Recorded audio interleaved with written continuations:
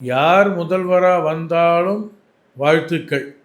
ஏன்னா தனிப்பட்ட முறையில் இவர் தான் வரணும் அப்படிங்கிற கருத்தை இந்த இடத்துல வைக்கிறதுங்கிறது சரிப்படாது.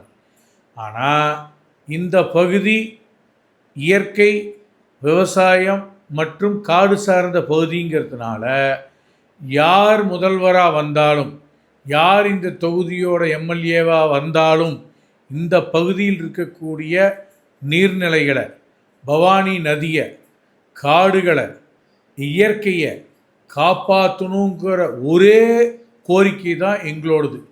அதனால் 40,000 ஏக்கர் நெல் வயல் இது எல்லாம் சார்ந்து தோட்டம் வயல் பூமியெல்லாம் இருக்கிறதுனால நாம் இந்த பவானி நதியை காக்க வேண்டிய ஒரு கட்டாயத்தில் இருக்கோம்.